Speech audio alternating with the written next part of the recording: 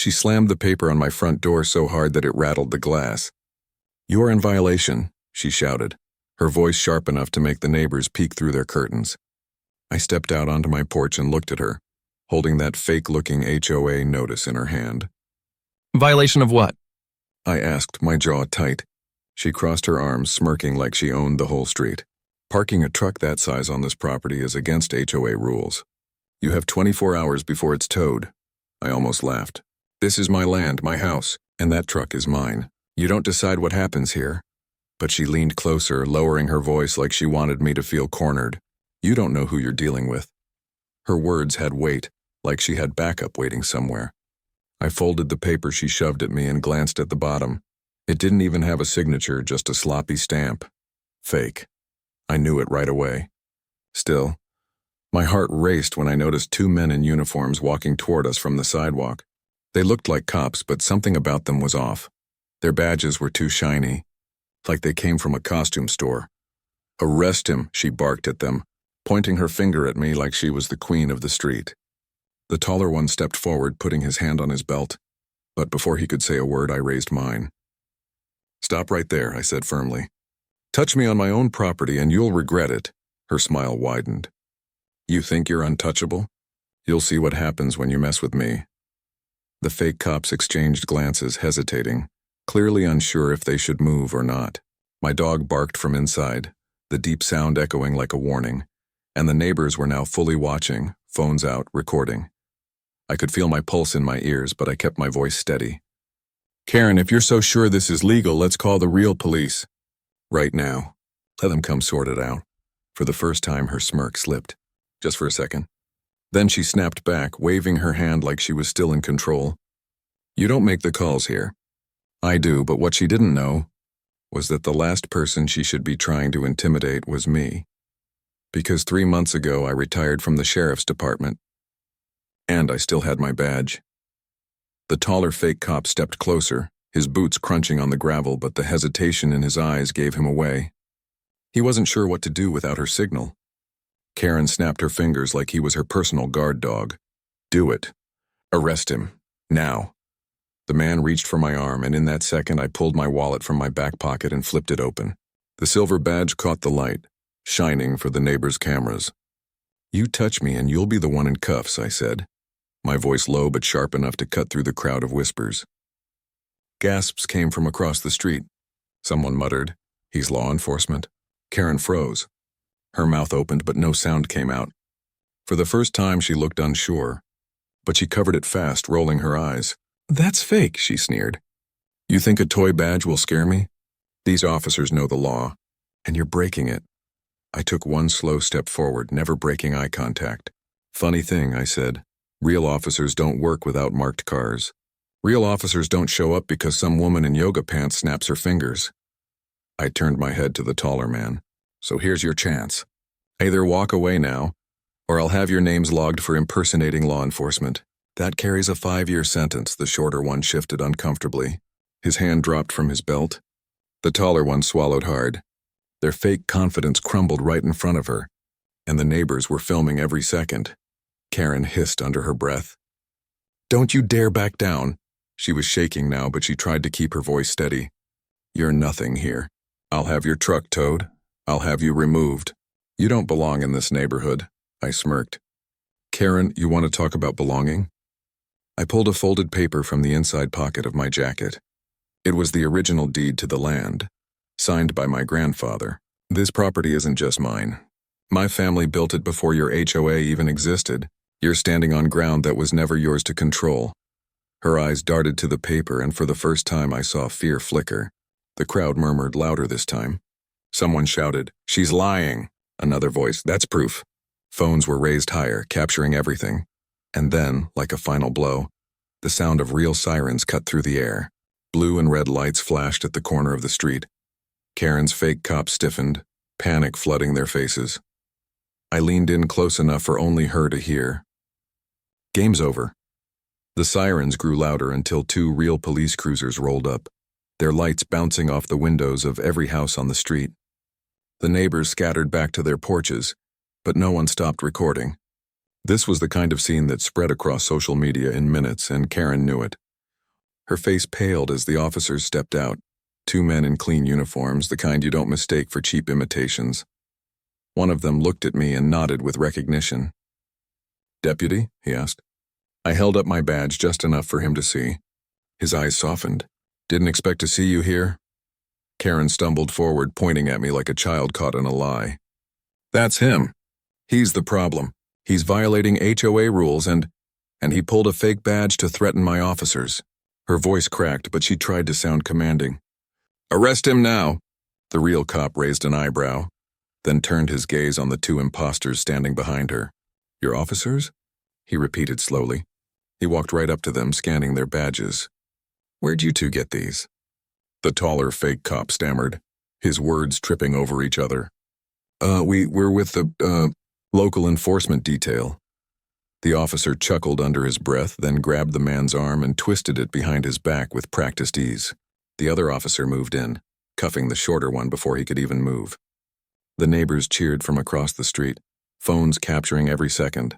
Karen's face burned red, her eyes darting wildly, searching for a way out. "This is a mistake," she screamed. "You don't understand who I am. I run this neighborhood and he doesn't belong here."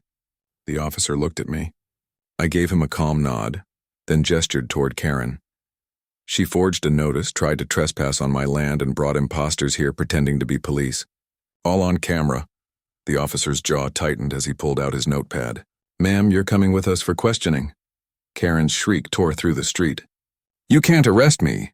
I am the HOA." Her voice cracked on the last word, desperation breaking through the arrogance. And that was the exact moment one of the neighbors yelled from a porch, "HOA doesn't own this street, Karen, he does." The crowd erupted with laughter, some clapping, some booing.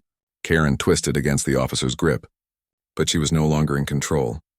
I stood there calm, my truck gleaming in the driveway, while Karen's entire empire of fake authority crumbled in front of everyone.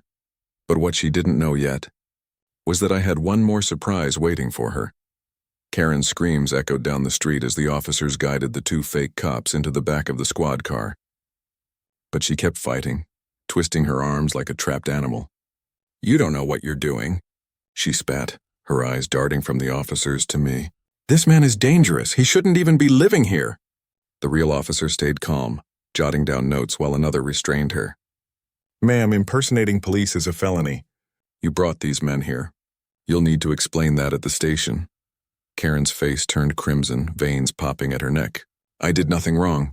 I was enforcing HOA rules." That was when I stepped forward, pulling out my phone. I tapped the screen and instantly the large TV mounted on my porch lit up, playing a recording from one of my security cameras. The crowd leaned in closer. On the screen, Karen could be seen earlier that morning, slipping fake HOA papers into her purse, coaching the two imposters on what to say, even practicing lines like, "You'll be arrested if you don't comply." Gasps rippled through the neighbors. Someone whispered, "She set the whole thing up." Another said, "This is insane." Karen's jaw dropped.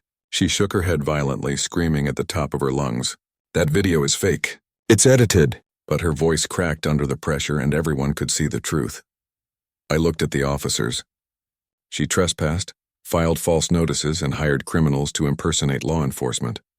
That's not HOA business. That's organized fraud. The taller officer gave a small nod. That's more than enough for charges.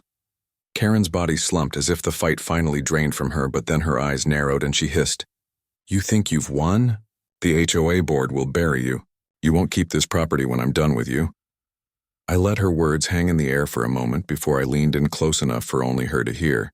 "Funny you should say that, because the board doesn't exist anymore." She blinked, confusion spreading across her face. I pulled another document from my folder, the dissolution paperwork for the HOA itself. The state shut it down 2 weeks ago. I filed the complaint myself. You've been playing queen of an empire that doesn't even exist. The neighbors erupted in cheers, some clapping, others laughing so hard they could barely stand. Phones shook as people tried to keep filming. Karen's face went ghost white, her lips trembling like she couldn't form words. And for the first time since I'd moved into this neighborhood, she had nothing left to say. But I wasn't finished yet, because the revenge I had planned was only just beginning. The officers guided Karen toward the squad car, but she suddenly jerked back, her voice shrill with desperation. This isn't over. None of you understand. He's lying. I'm the one protecting this neighborhood. She tried to twist free, her eyes darting from porch to porch as if searching for someone to defend her, but no one moved. In fact, the neighbors had their phones held higher, recording every humiliating second. I stepped closer, my voice steady but loud enough for the entire street to hear. Protecting this neighborhood? Karen, you fine people for leaving Christmas lights up? You've harassed single parents about their yards, and you even threatened to tow a veteran's wheelchair-accessible van. That's not protection. That's abuse. Gasps and murmurs swept through the crowd. A woman from across the street shouted, "She fined me for having my grandkids' toys on the lawn." Another man added, "She broke into my backyard to measure my fence." The officers paused, glancing at each other as the flood of complaints poured out. One by one, the neighbors raised their voices, exposing everything Karen had done in secret. It was no longer just my fight, it was the entire neighborhood turning against her. Karen's face twisted with rage. "Lies, all lies. You people are ungrateful. Without me, this place would fall apart." She kicked at the gravel, but her voice cracked, betraying the fear under her fury. That's when I pulled out my final card. I tapped my phone again, and the big screen on my porch lit up once more. This time it wasn't just security footage, it was audio. A clear recording of Karen bragging to someone on the phone. "These idiots don't even know the HOA doesn't exist anymore. I make the rules here, and if they don't like it, I'll ruin them one by one." The crowd exploded with shouts. Some booed, others laughed, and a few chanted, "Arrest her! Arrest her!" The officers didn't need more proof. They cuffed her wrists tighter and started moving her toward the car. Her face, once smug and untouchable, was now red and streaked with tears. She thrashed one last time, spitting words at me like venom. "You think you've won? You'll regret this." I folded my arms, meeting her gaze with calm steel. "Karen, I don't regret standing up to bullies. Not when it's my land, not when it's my family's home, and not when the truth is on my side." The neighbors erupted in applause. For the first time, the entire street felt united, not under her fake rules, but against her abuse. And as the squad car door slammed shut, I knew the revenge wasn't just mine anymore. It belonged to everyone she had tried to crush. But what Karen didn't realize was that this public humiliation was only the beginning of her downfall. The squad car pulled away, but the echoes of cheers and laughter still hung in the air. Neighbors lingered on their porches, whispering about what they had just witnessed, some already posting the videos online. My phone buzzed with notifications. Clips of Karen screaming were already spreading across local community groups. Her empire of fear had just gone viral, and she didn't even know it yet. I stood at the edge of my driveway, watching the taillights fade when Mr. Collins, an older veteran from down the street, walked up with a shaky smile. "Son," he said, voice rough but full of gratitude. "I've been waiting years to see her get what's coming." He patted my shoulder. "But something tells me this isn't the end." He was right. Later that night, after the crowd had dispersed and silence returned to the street, I sat on my porch with a folder open on the table. Inside were documents I had collected over months, bank statements, forged HOA letters, even a list of fines Karen had pocketed without ever reporting them. She hadn't just been power-hungry. She had been stealing from the very people she claimed to protect. My phone buzzed again. This time it was a call from the sheriff's department. A familiar voice greeted me. "We've processed your footage and statements. Good work, deputy. But you should know, Karen's lawyer is already trying to bail her out. She won't stay quiet for long." I leaned back, a smirk tugging at the corner of my mouth. "That's fine. Because I haven't even played my strongest hand yet." The officer chuckled. "What do you mean?" I glanced at the locked drawer by my side. Inside was a thumb drive. On it was something Karen never expected anyone to find. Emails between her and a shady towing company, arranging kickbacks for every car she had fined and towed illegally. Proof that her HOA abuse wasn't just personal, it was a business. I tapped the drawer, my heart steady. Let's just say when she walks out of jail tomorrow, the whole city will already know exactly who she really is. Out on the dark street, a breeze rustled the flags in front of the houses. For the first time in years, the neighborhood felt free. But I knew freedom only lasted if you protected it, and I wasn't finished protecting mine, because Karen's worst day hadn't even started yet. By morning, the neighborhood was buzzing like a hornet's nest. Overnight, the clips of Karen shrieking at the cops had spread far beyond our street. They were on Facebook groups, TikTok feeds, even local news pages. Headlines read things like, HOA Queen arrested after fake cops backfire and neighborhood stands up to Karen tyrant. People were laughing at her all over town. But as I sipped my coffee on the porch, I saw her again. A black car pulled up quietly and out she stepped. Hair a mess, eyes bloodshot, but that same crooked smile plastered on her face. She had made bail. The neighbors spotted her too, phones instantly rising like weapons. She tried to straighten her clothes and act in control, but every lens was aimed at her. She marched toward me, voice shaking with rage. You think this is over? I'm suing you for defamation. I'll take your land. You'll be the one in handcuffs next. I set my mug down and calmly unlocked the drawer by my chair. The thumb drive gleamed under the morning light. Funny, I said, because this little thing here says otherwise. She frowned, her bravado faltering. What is that? I held it up between two fingers. Proof. Emails, bank transfers, every deal you made with the towing company to steal from families here. Every cent you pocketed while pretending it was HOA business. The color drained from her face. She glanced nervously at the crowd forming on the sidewalks again, whispering and recording. You wouldn't, she stammered. I smirked. Already did.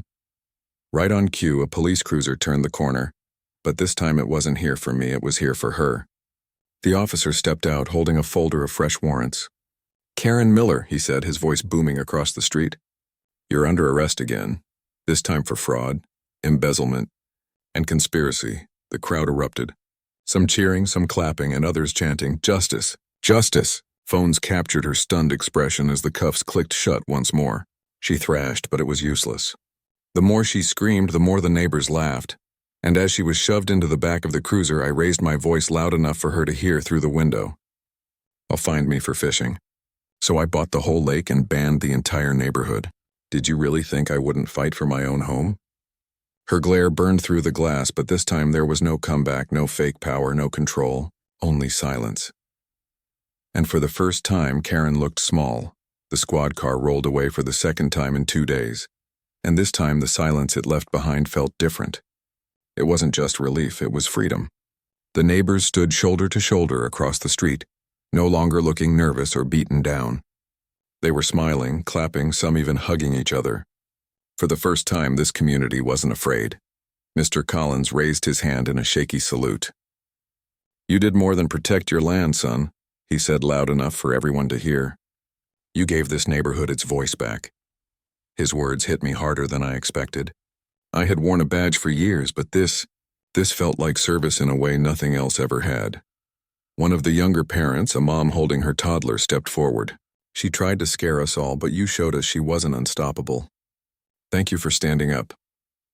I looked around at the faces, the veterans, the single moms, the families who just wanted peace in their own homes, and I felt a deep calm settle in my chest. This isn't just about me, I said slowly. This is about every one of us. Our land, our rights, our freedom. No one gets to take that from us. Not an HOA, not a bully, not anyone. The crowd erupted into applause. Flags waved on the porches, and for a moment the whole street felt like a piece of America. People fought hard to protect.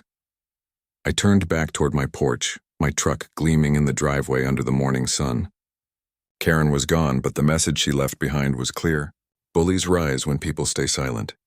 They fall when people stand together. As I sat down with my coffee again, I whispered to myself, I didn't fight for this country just to be told I can't park in my own driveway.